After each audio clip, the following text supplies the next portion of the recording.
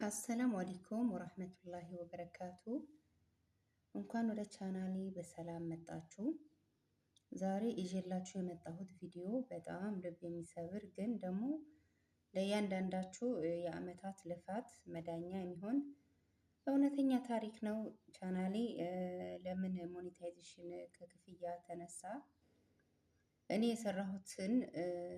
የሰራሁትና እናንተ በፍጹም መስራት የሌለባችሁ ታላቅ ስህተት ዛሬ በግልጽ እነግራችኋለሁኝ። ውድ ቤተሰቦቼ እስከ መጨረሻው ተከታተሉኝ፣ ይጠቅማችኋል። ከኔ ስህተት እናንተ እንድትማሩ ብዬ ነው። ቻናሌ ሞኔታይዜሽኑ ከተነሳ ዛሬ ሶስተኛ ቀኑ ነው አራተኛ ቀኑ መሰለኝ እና የኔ ስህተት እናንተም እንዳትደግሙት ነው። በእኔ እንድትማሩ ብዬ ነው ቪዲዮ የምሰራላችሁ እና እስከ መጨረሻው ተከታተሉኝ ውድ ቤተሰቦች። ብዙዎቻችን ቻናላችን እንዲያድግ ወይም ሰዓት ለመሙላት ስንል ቪዲዮ እርስ በራስ ማጫወት፣ መለዋወጥ ወይም በትርፍ አካውንት የራሳችንን ቪዲዮ ደጋግመን ማጫወት ልምድ አለን። እኔም ካለማወቅ የተነሳ ይህንን አደርግ ነበር። ነገር ግን ዩቱብ ሲስተም ይህንን ያልተገባ እይታ ብሎ ነው የሚመዘግበው ማለት ነው። ሰሞኑ ዩቱብ ይህንን በጣም አጥብቆ መፈተሽ መጀመሩ የኔንም የሆነ የብዙ ጓደኞቼ አድሰንስ አካውንት በአንድ ጊዜ እንዲዘጋ እና ከክፍያ ማለትም ሞኔታይዜሽናችን ተነስቷል ማለት ነው እና ከክፍያ እንድንነሳ ተደርገናል ማለት ነው። እና ውድ ቤተሰቦቼ እናንተም በዚህ ተምራችሁ እንደዚህ የምታደርጉ ከሆነ ከወዲሁ እንድታቆሙ ነው ማለት ነው። ስለዚህ የኔ ውድ እህቶችና ወንድሞች የአመታት ድካማችሁ በአንድ ቀን አየር ላይ እንዲባክን ካልፈለጋችሁ በምንም አይነት መንገድ ቪዲዮቻችሁን በትርፍ አካውንት ራሳችሁን አታጫውቱ።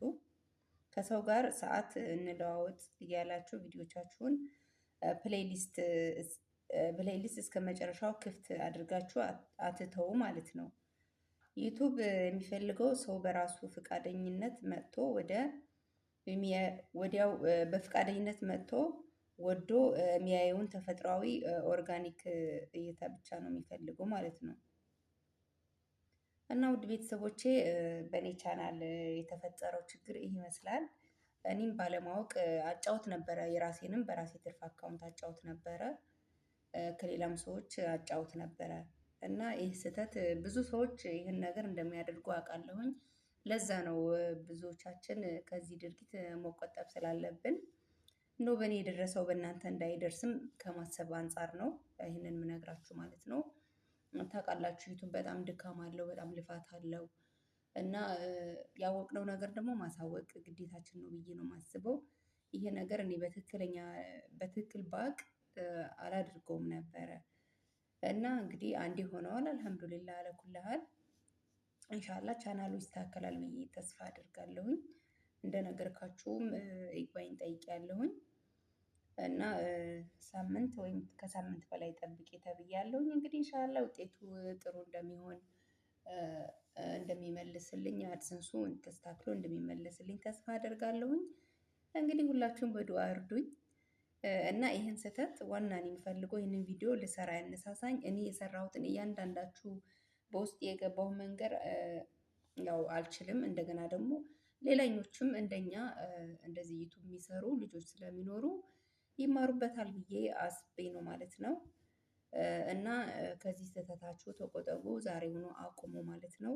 የለፋችሁበትን ከንቱ እንዳይቀር እና ይገርማል ያው ዩቱብ እያንዳንዱ ነገር ጥርት አድርጎ ነው የሚያውቀው ማለት ነው። እንግዲህ ባለማወቅ ብዙ ስህተት እንሰራለን። ከዚህ ድርጊት ደግሞ ሁላችሁም ተቆጠቡ። በኋላ ደግሞ ችግር ነው። አንዴ ስህተት ከተሰራ እስኪስተካከል ድረስ ዋጋ ያስከፍላል ማለት ነው። እኔ አሁን እየጠበቅኩ የነበረው ከዛሬ ነገ 70 ዩሮ ሞልቼ እከፈላለሁ ብዬ ነበረ ስጠብቅ የነበረው እና ይሄንን ድርጊት ደግሞ ምን ይባላል ትሻልን አመጣለሁ ብዬ ትብስን አመጣሁ አለ የሀገሬ ሰውና እኔ ደግሞ 70 ዩሮዬን እሞላለሁኝ። እይታውም ላይኩን ሁሉም ነገር አስጨምራለሁ አሪፍ ይሆናል በማለት ባለማወቅ ይህን ስህተት ሰርቻለሁኝ።